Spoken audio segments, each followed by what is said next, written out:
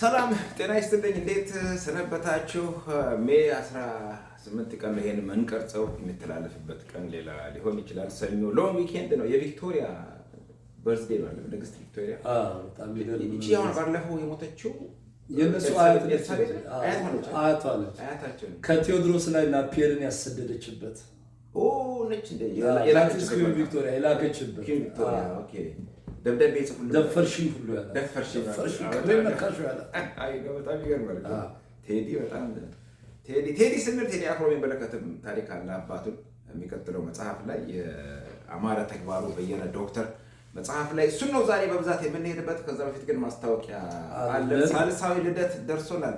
ሲሳይ ንጉሱ ልቦለድ ነው። ሲሳይ ንጉሱ ይሄ የህይወት ታሪክ አውቶባዮግራፊ ነው። አውቶባዮግራፊ ነው። ሲሳይ ንጉሱ በጣም ወደ 6-7 መጽሐፍት ቢሆን ጽፏል። ልቦለዶች እና በጣም በልጅነቱ ነው በሰመመን መጽሐፍ አቤል ሙሉዬ ምናምን ቼስ ሲጫወት ያላያት እና ለመጀመሪያ ጊዜ በቃ ጉዞ የሚል መጽሐፍ ላይ ማለት መድብል ላይ ሁሉ ወጥቶ የነበረ የቅናት ዛር አለው። ትንሳኤ የሚል አለው እና የቅናት ዛር ረቂቅ አሻራ የሚል ሁሉ አለው። ረቂቅ አሻራ ጥሎብን ሄደው ምንድን ነው ስሙ የሞራል አሻራ በሚል ነገር እኔ አንድ ነገር እንዲያውም እሱ ላይ የሆነ ጽፌ ነበር አንዴ። ግን ኢትስ ቬሪ ኢንትረስቲንግ መጽሐፉ ጥሩ ነው። የጠፋ እያልኩ አስብ ነበር። በጣም አክቲቭ ነበር። በስነ ጽሁፍ መኖር ስላልቻል ያለኝ አማራጭ ሌላ ቦታ መስራት ነው። ለትምህርት ቤት መተዳደሪያ ለሲሳይ ንጉሱ ሰክሰስፉል ይባል ነበር በዘመኑ በሚጽፋቸው መጽሐፍት። እንደው ዝም ብሎ ለመግቢያ ነገር ይሄን የታተሙ መጽሐፎች ይላል። ከነዚህ ትንሽ እንዲህ በቆዩ በኖብል ላይ የጉዞ የሚል 11ኛ ክፍል ተማሪ በነበረበት ጊዜ የጻፈው አስመራ ዩኒቨርሲቲ ተማሪ ነበር። ከዛ ሰመመን ነው የጻፈው ሰከንደሪ ዩኒቨርሲቲ ተማሪ ሆኖ እና በጣም በኢትዮጵያ ስነ ጽሁፍ ውስጥ ወይስ ግርዶሽ የሚል መጽሐፍ አለው በ1970ዎቹ። ከዛ ትንሳኤ የሚል አለው። በእያንዳንዱ መጽሐፍ መግቢያ ያለው የቅናት ዛርና ረቂቅ አሻራ የሚል አለው። ደራሲ እንግዲህ አንዳንዴ ህቡ ይገባል ፎር ዲፈረንት ሪዝን። ራይተርስ ብሎክም አለ ሊኖር ይችላል፣ መንጠፍም ሊኖር ይችላል። የዕለት ተዕለት ህይወት ኢትዮጵያ ውስጥ ፉል ታይም ሆኖ ደራሲ ሊኖር አይችልም እና ጉበኛ ሞክረውታል፣ ያልተሳካላቸው ብዙ ሰዎች ነበሩ። ኤኒዌይ መነበብ ያለበት መጽሐፍ ነው። 5 መጽሐፍ አቅርቧል። ጥሩ ነው። በኢትዮጵያ ስነ ጽሁፍ ውስጥ በተለይ ለወጣቶች እንግዲህ በ1970ዎቹ እና 80ዎቹ ላይ ይነበብ የነበር ብዙ የኢትዮጵያ ጦር ሰራዊቶች ያነበቡት መጽሐፍ ነው እና ሰመመን ብዙ ሺህ ኮፒ የታተመ ነበር። ስለዚህ እንሄድበታለን። ሜዲካል ስኩል ላይክ ኖ አዘር የሚል የዶክተር ያሬድ ወንድምኩን ኢንተርቪው አረካቸው እንዳይላሉ ዛሬ የሰዓት ለውጥ ነገር መጣና ቢሮ እንትን ሞልቷል። ምንድነው ስሙ አይክላውድ ስቶሬጅ። እሱን ስቶሬጁን ክሊር ሊያደርጉልኝ ነበር። እኔ እንዲያውም ዚስ ዊክ መስሎኝ ነበር ተሳስቼ አንተ ስታረቅ ሰምቼ አሁን እኮ ሳየው 30 እና እንዲያውም ከምሽቱ 3 ሰዓት 9 o'clock እናደርጋለን ብዬ አጨናንቄው ነበር 2 ፕሮግራም እንዲይዝ ማለት። አሁን ግን ኦልሬዲ 30 ስለሆነ ኢትስ ቬሪ ጉድ። የስ በ30 በሚያጨው 23 ደግሞ እንደዚህ አቶ ሰማን ጀመረ መጽሐፍ አለ። አሁን ወደ ዶክተር አማረ ተግባሩ መጽሐፍ ነው። ጋሽ አማረ በጣም ኢት ኢዝ ሶ ኢንትረስቲንግ። እኔ እንደዚህ አይነት ባዮግራፊ በጣም የወደድኩት ባዮግራፊ የለም። ለምን መሰለህ? በጣም ኢንትረስቲንግ ነገር ነው። የምርጫ ቅስቀሳው ደስ ሲል ነበር። መጣ ነበልባሉ ሳተ ገሞራው አማረ ተግባሩ ምናምን እየተባለ የመኮንን ትምህርት ቤት ተማሪ ነው። አንድ ኢንትረስቲንግ ነገር ይወድ በጣም ደስ ያለኝ የቴዲ አፍሮ አባት ካሳሁን ገርማሞ የልዑል መኮንን ትምህርት ቤት ተማሪ ነበርና ለስቱደንት ካውንስል ይወዳደር ነበር። እስቲ ከዚህ ጀምረህ እንደውም ይሄ ልጅ በልዑል መኮንን ትምህርት ቤት ያለፉ ከኔ ቀደም ያሉትም ሆነ ከኔ በኋላ የገቡት የሚያስታውሰኝ ትምህርት ቤታችን የተማሪዎች ማዕከል ዋና ጸሐፊ ሆኜ ለውድድር በቀረብኩበት ጊዜ ባደረጉት ንግግር ነበር። አብላጫ ድምፅ አግኝቼ ለመመረጥ ያበቃኝ ንግግር እስካሁን ድረስ በየአጋጣሚ የማገኛቸው በዚያ ትምህርት ቤት ያለፉ የማውቃቸው ሰዎች ያነሱልኛል። ዘመኑም የ10ኛ ክፍል ተማሪ ያለው ሲሆን በአጋጣሚ ከክፍላችን በእድሜ ትንሹ እኔ ነበርኩ። አማረ ተግባራቸው ተወዳዳሪዎች ሁሉ በክፍል ደረጃም ሆነ በእድሜ ከኔ ከፍ ያሉ ሲሆን አብረውኝ ከተወዳደሩት መካከል የቴዲ አፍሮ አባት ካሳሁን ግርማሞ አንዱ ነበር። ካሳሁን ግርማሞ ማረጉን አለ የፖሊስ ሰራዊት ካሳሁን ማለት አንድ ጊዜ መድረክ ላይ ከወጣ ተጎትቶ ካልወረደ በስተቀር የማይወርድ እዚያው መድረክ ላይ በአማርኛ ሲፈልግ በእንግሊዝኛና አማርኛ ደባልቆ ቤት የቤቱ አዝናኝ የግጥም እስረኞችን እንደወረደ በመደርደር የሚታወስ ነበር። ከኔ ጋር ለዋና ጸሐፊነት ሲወዳደር የማይረሳኝ ተማሪው ለእርሱ ድምፅ በመስጠት እንዲመርጠው አስቂኝ ግጥም ነበር። ይህም አይኮንቪንስ ልኮንቪንስ ይዛችሁ ኧረ በእናታችሁ ስሙኝ ባካችሁ ካሳዬን ምረጡ አማረን ትታችሁ ካስዬን ምረጡ ይላል። ካስዬን በነገራችን ላይ ዋን ሰከንድ ኤልያስ ዋን ሰከንድ እዚች ካሜራችንን ማስተካከል አለብኝ። እንደገና ድገሙ።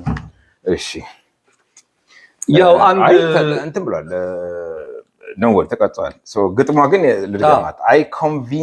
አይኮንቪንስ ልኮንቪንስ ይዛችሁ ኧረ በእናታችሁ ስሙኝ እባካችሁ ካሳዬን ምረጡ አማረን ትታችሁ። ካስዬን ነው ሁሉ ካስዬን አቆላምጠው ነው ራሱን የጠራውና ካስዬን ጥላችሁ ይላል። ካስዬን ምረጡት ነበር የሚለው።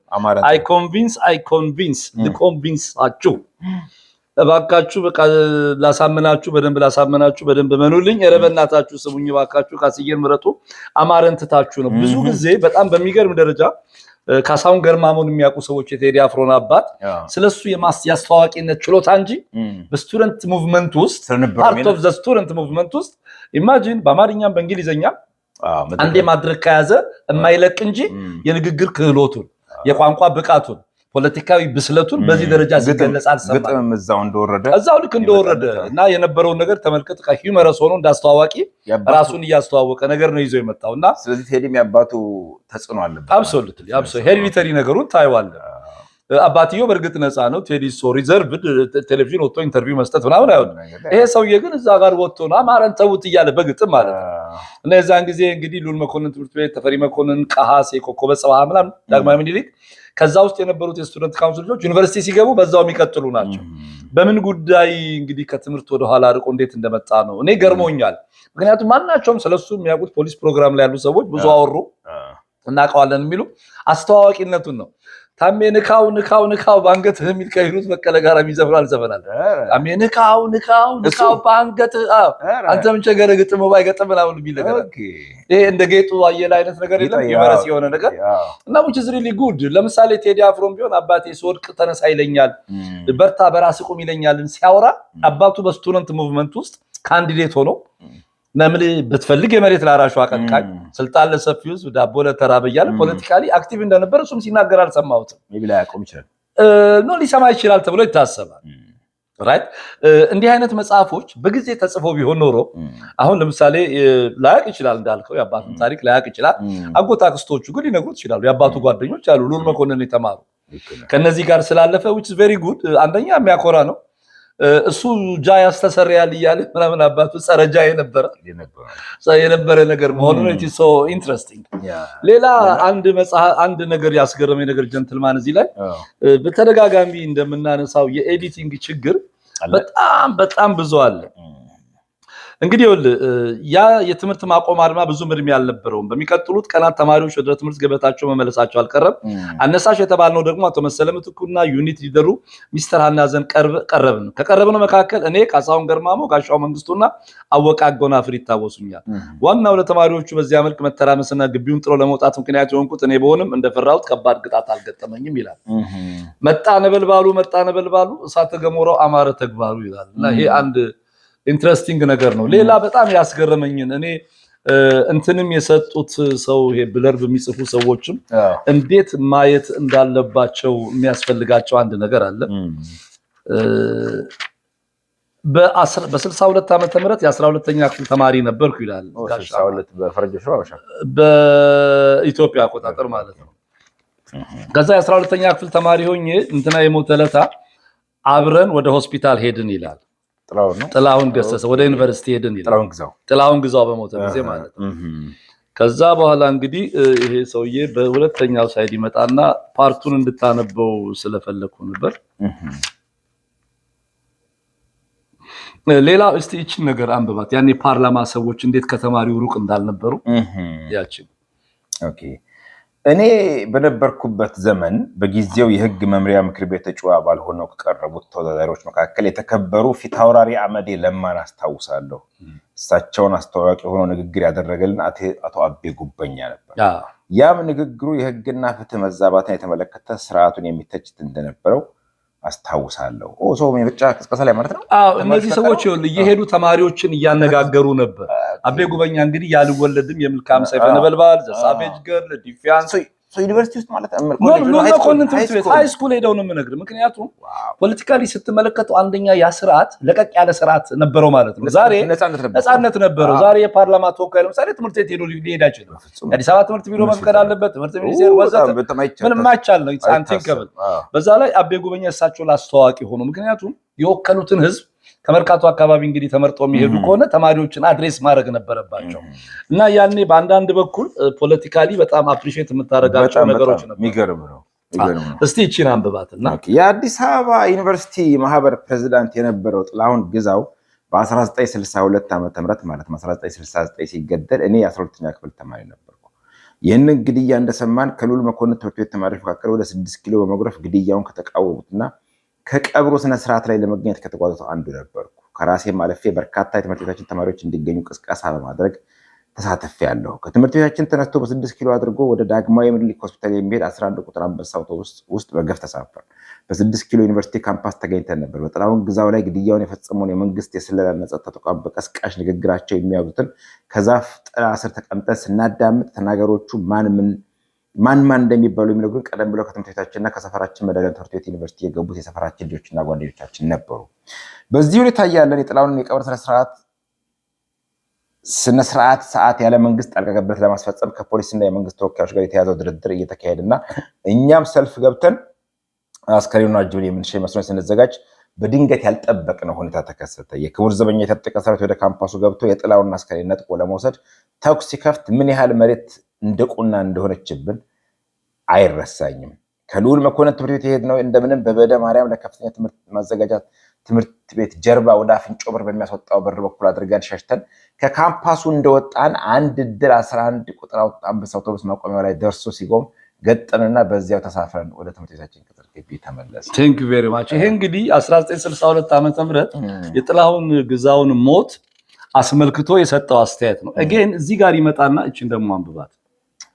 አዲስ አበባ ዩኒቨርሲቲ የገባሁት በ1962 ዓመተ ምህረት ነው። ጊዜውም የጥላሁን ግዛው መገደል በእኔ ትውልድ የቀሰቀሰው ቁጣና ጥላቻ ጫፍ የደረሰበት ነበር። አልፎ ተርፎም ይህንን ወንጀል ለመፈጸም ጥያቄ የሆነውን ስርዓት በአመፅ ከመገርሰስ በስተቀር ሌላ አይነት ሰላማዊ የሆነ ስር ነቀል ለውጥ ለአማራጭ እንዳበቃለ የታመነበት ዘመን ነበር።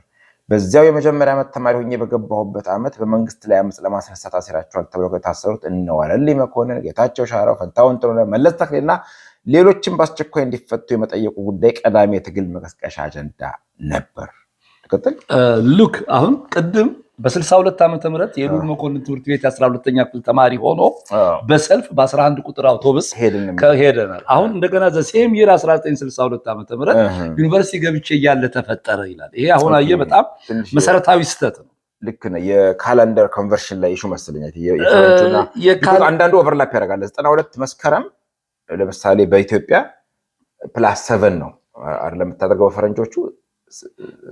ይሄ ግን በአማርኛ የተጻፈ መጽሐፍ ነው። በ1962 ታህሳስ 19 ቀን ነው የሞተው ጥላሁን ግዛው። ከታህሳስ ላይ የምትለውጠው ነገር የለም። ምክንያቱም ይሄ መጽሐፍ በእንግሊዝኛ ቢጻፍ የካላንደር ኮንቨርሽን ጉዳይ ኢሹ ሊሆን ይችላል። አሁን አየህ ኤዲተር እዚህ ላይ ደግሞ እንደገና ብለር በሚጽፈው ሰው ሊያየው ይገባ ነበር። ምክንያቱም በ62 ታህሳስ ላይ ማትሪኩል ላይ አይፈተንም፣ በኋላ ነው የሚፈተነው። መጋቢት ሚያዝያ ነው የሚፈተነው። የሚገባ ደግሞ ከሆነ 63 ነው የሚገባው። ትክክል። ለመስከረም መስከረም 18 ነው የሚከፈተው። ስለዚህ 93 ነው የሚገባው። 63 ነው የሚገባው። ሙሉ በሙሉ በ1963 ነው ሊገባ የሚችለው። ስለዚህ ጥላሁን የተገደለው 62 ነው 61 62 ዓመት ታህሳስ 1962 ዓመተ ምህረት ላይ የተገደለው። ያኔ እሱ ማትሪክም አልተፈተንም። የ12ኛ ክፍል ተማሪ ነኝ ያለው እዛ ጋር የ12ኛ ክፍል ተማሪ ነው። አሁን ዩኒቨርሲቲ የሚገባው በ1963 ነው። ጥላሁን በሞተ በአመቱ መስከረም ላይ ማለት ነው። ባለፈው እንዳለው ኤልያስ እንደዚህ አይነት መጽሐፍ ሲያሳትሙ ሰዎች ብዙ ጊዜ ኢትዮጵያ ውስጥ በዚህ ኬዝ አላውቅም፣ ግን ለኤዲተር የመስጠት ባህሉ በደንብ አልዳበረም። የለም አሁንም እኮ እዚህ ላይ እኔ እንዲያውም አሌክስ አብርሃምን የማደንቀው ከዕለታት ግማሽ ቀን የሚል መጽሐፍን ኤዲተር ኃይለ መለኮት ማዋል ይላል። በጣም አከበርኩት አሌክስ አብርሃም፣ ምክንያቱም ሲኒየር ኤዲተር ነው ኃይለ መለኮት። እንዲያውም አሌክስ አብርሃምን እንዳገኘው ሁሉ ያደረገኝ በኃይለ መለኮት በኩል ነው አይደል? ካሱ ከሆነ ብዬ ደውዬለት ስልኩ ስለነበር የሚያገኘው አሌክስ ጎበዝ ጸሐፊ ነው። 3ኛ መጽሐፉ ነው በነገር ላይ ዶክተር አብርሃምና ዙቤዳ የሚል መጽሐፍ ከጻፈ በኋላ እዚህኛው ላይ የኃይሌን ኤክስፐርቲስ ተጠቅመዋል። ይሄ ምን ማለት መሰለህ? ከኔ በተሻለ ሐሳቡን ቃላቱን ያጠራው ኢጎ የለውም ማለት ነው። እኔም ብሎ ስም ያለው ደራሲ እንዴት አድርጎ በኤዲተር ይመጣል የሚል ነገር ስለሌለው ነው። በዚህ ነው ያከበርኩት አሌክስ አብርሃምን። ምክንያቱም አንደኛ የብዙ ሰው ግብአት ሲኖርበት ጥሩ ነው። አሁን ይሄ መጽሐፍ ለምሳሌ ማን ኤዲት እንዳደረገው አይታወቅም። እሱ ራሱም ጽፎት ከሆነ እነዚህ ፋክቹዋል ዲስቶርሽንስ ናቸው። ትክክል ለመታጠብ በቀላሉ አሁን አንተ አየሃቸው። ስለዚህ ሌላም ሰው ቢያያቸው ልክ ነው ሁለቱም። ምክንያቱም እዚህ ጋር ገብቻለሁ ይላል 92 እና እንዲህ አይነት ነገሮች ለምሳሌ በጣም ብዙ መጠቀስ የሌለባቸው 62 በ63 ነው ሊገባ መስከረም ነው የሚገባው እንጂ የታወቀ ነው። መስከረም ነው ሊገባ የሚችለው። ማትሪክ የሚፈተኑት ሚያዝያ ነው። ኦልሬዲ ገና አልተፈተነም እና የዛን ጊዜ የነበረን አሁን በጣም በዚህ ለምን ስትረስ አረክበት ብትለኝ በዚህ በተማሪዎች እንቅስቃሴ ላይ ያለው ታሪክ ከትክክለኛው ነገር ይልቅ የተዛባው ታሪክ ይበዛል። አሁን እሱ የዛ እንቅስቃሴ አባል የነበረ ሰው ነው። ግን ምናልባት በኦቨርሉክ ሊያልፍ ይችላል። ከሱ ቢያልፍ ለምሳሌ ዶክተር ዮናስ አሽኔ ደምሴ የሥነ መንግስትና ዓለም አቀፍ ግንኙነት ተባባሪ ፕሮፌሰር አዲስ አበባ ዩኒቨርሲቲ ብለርብ ሲጽፍ መጽሐፉን አንብቦ ነው የሚሆነው። በእርግጠኝነት አንብቦ ከጻፈ ግን ይሄን ነገር ዲቴክት ሊያደርገው ይገባ ነበር። ከባድ ነው እንደሱ ብሎ ማሰብ ይቻላል። 500 መጽሐፍ አንብቦ ሁለተኛ ጥሩ ነው። ለምሳሌ ለኛ እድሜ ላሉ አንባቢዎች በጣም ጥሩ ነው። ፊደሎቹ ትልቅ ነው፣ ቦልድ ነው። የቀረበበት መንገድም በእውነት ጥሩ ነው። ቆንጆ ወደዋል። በጣም ጥሩ ነው። በትክክል ብዙ ኢትዮጵያውያን በተለይ በዛት ዘመን የተማሪ ታሪክ ላይ ጋሻ ማረ ሲጽፍ የአዲስ ፋና የመጀመሪያ ህጋዊ የመኢሶን ጋዜጣ ይላል። ያው ይሄ ኢንዳይሬክትሊ ዲሞክራሲያ አብዮትና ላባደር ያው አንደርግራውንድ ፔፐሮች ነበሩ። ኦፊሻል ኦርጋን የሱ ዋና አዘጋጅ ነበር። ወደ ኢትዮጵያ ሲመለስ ከፈረንሳይ ከነጌታቸው ማሩ ጋራ ኢሃፓ ውስጥ ከነበሩ ጓደኞቹ ጋራ ያሳለፈውን ነገር ጥሩ አድርጎ ገልጾታል። የተወሰኑ ፓርቶችና በትክክል ሊነበብ ይገባል። ብዙዎች በተለይ ዘመነኞቹ አስተያየት ሊሰጡበት ይገባል። እኔ እንዲያውም እንግዲህ ከነ ይስሐቅ ደብረጽዮን የዚህ የነደብተራው ጋራ በኢሃፓና በመኢሶን መካከል የነበረውን ነገር ያቀረበበት መንገድ እጅግ በጣም ጥሩ ነው። ሌላው እቺን ነገር ወድጃታለሁ። እስቲ መማር ለህዝብ ምትለዋን እስቲ አንብባ ካልጨመረ ፋይዳ የለውም ይላል በትልቁ ርዕስ የተጻፈ ነው። ጋር በቀድሞ ቀዳማዊ ኃይለ ሥላሴ በኋላ አዲስ አበባ ዩኒቨርሲቲ ገብቼ በማህበሩ የመመረጥና በማህበሩ በሚመራው የተማሪ ንቅናቄ ውስጥ ንቁ ተሳትፎ የማድረግ ጉዳይ እናቴን ባሳሰባትና ይሄው ጉዳይ ከአባቴ ጋር ባነታረካት ቁጥር አባቴ የሚመልስላት ከላይ ለዚህ ምዕራፍ መግቢያ የተጠቀምኩበትን አባባል ነው። አባቴው እንከር ያደርጋሉ። ኢንተረስቲንግ። መማር ለህዝብ መቆርቆርን ካልጨመረ ፋይዳ የለውም። አባቴ ከዚህም አልፎ ትምህርት ድፍረትና ፍትህን በአግባቡ እስከ መጠየቅ መድረስ ካልቻለ ከድንቁርና አይሻልም። በጣም ቀድሞ የነቁ ነበሩ ማለት ነው እያለ እናቴን ሲሞግታት እናቴ በቁጣ የምትመልስለት ለዚህ ልጅ እንዲህ ፊት ሰጥተው ነገ አንድ ነገር ቢሆን የምጎዳው እኔ ነኝ እያለች ይላል። የእናትነት ፍቅር ነው ይሄ። አባትየው ከአምባሳደር ብርሃኑ ድንቄ ጋር አብረው ስለሰሩ እሳቸው የሚልኳቸውን ሃንዳውቶች የተጻፉ የፕሮፓጋንዳ ወረቀቶች ከተማ ውስጥ ከሚያሰራጩ ሰዎች አንዱ ናቸው። ቀድመው የነቁ ሬቮሉሽነሪ የነበረ አመለካከት የነበራቸው ናቸው። ዶክተር አማረ ተግባሩ ሆነ ሲራክ ተግባሩ ከዚህ ከፖለቲካሊ ኮንሽስ ከሆነ ቤተሰብ ወጥቶ ፖለቲካ ውስጥ መግባታቸው ብዙ የሚገርም አይደለም። አሁንም ይሄ ጥያቄ ውስጥ ሊገባ ይገባል። መማር ለህዝብ መቆርቆርን ካልጨመረ ፋይዳ የለውም። አሁን ያለውን ነገር እንዴት ታየዋለህ አንተ? መማር ለህዝብ መቆርቆርን ካልጨመረ ፋይዳ የለውም ሳይሆን መማር ለህዝብ መቆርቆርን ሳይሆን ለራስ መቆምን አድርባይነትን የጨመረ ነገር ያለ አይመስልህም? ምሁራዊ አድርባይነት አለመማር ነው እንጂ መማር ምንም አያስፈልግም ነው። ሞሮፍ እንደውም ጭራሽ መማር ለራስ እሱ ደግሞ ሌላ አርጊውመንት እንደዛ ነው። ሁለተኛ ይሄ እንትኑ ፌኩን በዛ አይደለም እንዴ? አሁን ኢህአዴጎች ሲመጡ ትልቁ በቃ ያራቡት ነገር ይሄ ፌክ ኦፕን ዩኒቨርሲቲ እዚህ ከዩኒቨርሲቲ ምናምን እያሉ ዲግሪ በማስተርስ በሊደርሺፕ የሚባል ነገሮች በሙሉ በዙ ጭራሽ እና ፓስተር ባድግ ይሰጥ የነበረባቸው ያሉትም ጥቂት የተማሩት አንድ ጥሩ ነጥብ አነሳ። ለምሳሌ አዲስ አበባ መስተዳድር ከ320 በላይ በሐሰተኛ ማስረጃ የተቀጠሩ ሰዎችን ላባረር ነው ብሎ እንደገና ዶክመንት ኦቴንቲኬሽን ጀመረ። ምን ማለት ነው? አብዛኛው ሲቪል ሰርቪስ ውስጥ ያልተማረ ሰው በፎርጅድ ዲግሪና ዲፕሎማ እየተጠቀመ መሆኑ አንድ ችግር ነው። ሁለተኛ እውቅና የሌላቸው ዩኒቨርሲቲና ኮሌጆች መብዛት፣ በትክክል ስርዓተ ትምህርቱ ተገምግሞ መስጠት ያልቻለ የካድሬ ትምህርት ቤት የሲቪል ሰርቪስ ኮሌጅ እና ቶሎ ብሎ ብቻ እያመረቱ ይሄ እንደ ፋስት ፉድ ቶሎ ብቻ የስታቲስቲክስ ጉዳይ ለብ ያደረው። ስለዚህ በዚህ ሁኔታ ውስጥ ምንም ይሄ ርዕሱ አይጠቅም። ኖ ይሄ ርዕስ እንዲያውም እነዚህን አይጨምራቸውም። ይሄ እንዲያውም ሲሪየስ መማር ይሄ የተማረ ሰው ሲሪየስ መማር ለምሳሌ ያንተም የቅርብ ወዳጆች ሆኑ በጣም የተማሩ ሰዎች ፕሮፌሰር ዶክተሮች የሚባሉ ከታወቀ ዩኒቨርሲቲ በደንብ የተማሩ ጠንካራ ተማሪዎች የነበሩ ለህዝብ ሳይቆረቆሩ ለራሳቸው በደንብ የተማረው አድርባይነትንና ለህዝብ አለመቆርቆርን ለአገዛዝና ለስልጣን መቆርቆርን ነው ያበዛው። እንትንም በኋላ እኮ የስራ እድልም ምንም ስታስበው በቃ ቶሎ ወጥተህ ቤተሰቦቻችን በጣም ሁሌም የማየው አሁንም ድረስ ማለት ነው ተመርቀው እናቴን አባቴን ጦሬ እንደዚህ አድርጌ የሚል የኛ ሰው እና ቶሎ ወጥቶ ቀጣሪው ትልቁ ኢትዮጵያ ውስጥ መንግስት ነው እንደምታውቀው። መንግስት ጋር ለመቀጠር ደግሞ ኢህአዴግ አንዱ አገኝ ያመጣው እኛ ከወጣን በኋላ በተለይ የፓርቲ ሜምበርሺፕ በተለይ ከምርጫ 97 በኋላ መሰለኝ ከምርጫ 97 በኋላ ዩኒቨርሲቲ ውስጥ ያለ ሰው የግድ ፓርቲ ሜምበርሺፕ ከሌለ አስታውሳለሁ አንድ የቅርብ ዘመድ ቤተሰብ ኢትዮጵያን ኤርላይንስ ሊቀጠር ሄዶ አልፎ ኤቭሪቲንግ ማለት ነው ለዛውም የሌበር ጆብ ነው አልፎ ኤቭሪቲንግ ሄዶ መጨረሻ ላይ የፓርቲ ሜምበርሺፕ የኢህአዴግነትን ወረቀት አንጣ ተባለ። አለ ወይ ሜምበር ነው የተባለ። ይሄ እንግዲህ ተመልከት ጭራሽ ነው በቃ በዛ ምክንያት መማር ለህዝብ መቆቆር ምናምን ተውና ጭራሽ በቃ እንደምንም በአቋራጭ የፓርቲ ሜምበር ሆነ የሆነ ስራ ማግኘት ጥቅም ማግኘት 8 ሚሊዮን ካርድ ኬሪንግ ሜምበር ነበረው ኢህአዴግ። በጣም ስትመለከተው ለኢትዮጵያ አሁን 16 ገባ። በፊት አሁን በምናወራበት ዘመን ያለው ከቻይና ሁሉ ከኮሚኒስት ፓርቲው 80 ሚሊዮን በበለጠ ደረጃ ነው ካርድ ኬሪንግ ሜምበር ያለው። ሁለት የፓርቲ ሎያሊቲ እንጂ እውቀት አልነበረም። ኢህአዴግ የኢትዮጵያን ትምህርት አራምዶታል፣ በጣም ብዙ ነገር ሰርቷል የሚሉ ሰዎች ሊያስቡ የሚገባው ነገር ይሄ ነው። ለምሳሌ ደርግ ሰው ስለተማረ ስራ ይቀጥር ነበር ስለተማረ ብቻ ማለት ነው። ምክንያቱም ዘመቻ መምሪያ ነው የሚመድበው። ሲቪል ኢንጂነሪንግ ተመደበ ለምሳሌ ተመረቀ ፍትህ ሚኒስቴር የተመደበ አንድ ሰፈራችን ልጅ ነበር። አልፎ ቤት በሐራጅ ሊሸጥ ሲል ምንም የለም በመማር ነበር ስራ የምታገኘው ያኔ። ምክንያቱም የመተካት ስራ አጣጣም መማር ትመደባለህ። ኢህአዴግ ገብቶ 2 ዓመት ከመደበ በኋላ አቆመ መመደብ። ከዛ በኋላ በፓርቲ ሎያሊቲ ሆነ የምትገባው። ስለዚህ እንዴት አድርጎ ለህዝብ የሚቆረቆር ሰውን ይመጣል? አሁን የኢትዮጵያ አሁን ኢንቴሊጀንሺያ አለ ወይ? የለም። በእነዚህ ዘመን የነበሩበትን ነገር ያቸውና እንዴት እያነበቡ ምን እየሰሩ እንደመጡ ነው። እነዚህ ሰዎች እንግዲህ አብረ አንድ በጣም የምታየው ኢንትረስቲንግ ነገር 5 ደቂቃ ነው የቀረን። ኦኬ እቺን ብቻ እስቲ አንብባትና ኦኬ ይህ እንዳለ ሆኖ እነ ደጃዝማች ታከለ ወልደ ሐዋርያት ንጉሠ ነገሥቱን ለማስወገድ ያደረጉት ሙከራና የከፈሉት መስዋዕትነት የነ ብርሃነ መስቀል ረዳ የተሳካ አውሮፕላን ጠለፋ የማይደፈር የሚመስለውን መንግስት በሁሉም መንገድ ፋታ ለመንሰት የተደረጉ የተናጠል እርምጃዎች ሁሉ በደፈናው ይሞገሱና ይመለኩ የነበረበት ወቅት ነበር። እንግዲህ ደጃዝማች ታከለ ወልደ ሐዋርያት ታከለ ታገደ በሚል ስብሐት ገብረ እግዚአብሔር በ1972 73 ላይ የካቲት ላይ ተከታታይ ታሪክ ይጽፍ ነበር። አንድ ኢንትረስቲንግ ነገር ላጫውቱ ጀንትልማን።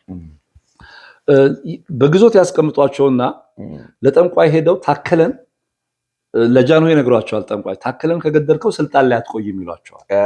እና ይሄንን ታሪክ ይሄንን ነገር ለጃንሆይ በጀርባ እንዲደርስ ያደረጉት ደጃዝማች ታከለ ራሳቸው ናቸው። እና ልክ ተኩስ ሲተኮስ ሊያመልጡ ሲሞክሩ ወዲያው ግዞት ያለበት ቤቱ ስልክ ደውለው ታከለ እኔም አንተም እዚሁ እናልቃት እንጂ አንተም አትለቅም ያላግባብ ሞቱ ስልጣናቸውን ያሳጣል ነገር በሚል ሐሳብ ስብሐት ገብረ እግዚአብሔር የጻፈው ስዩም ስብሐት የሚባል አንድ በጣም የገብሩ አስራት ሚስት እህት ባል ነበር። የወይዘሮ ዓለም ፀሐይ አስፋው የውማር አስፋው የምትባል እህት አላት የገብሩ አስራት ሚስትና ስደትን ጥንካሬን ከእህቴ ተምሬያለሁ ትላለች። እና ስብሐት የጻፈው ታከለ ታገለ ትልቅ ነገር ነበር።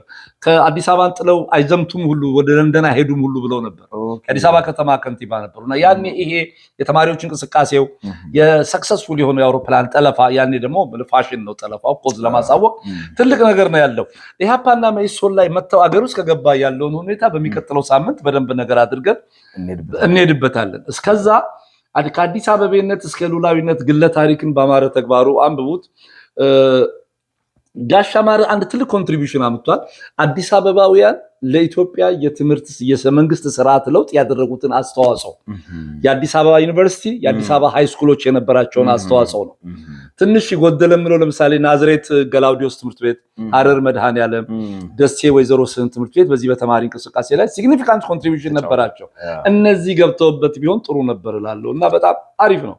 በጣም ቆንጆ አብራችሁን ቆዩ።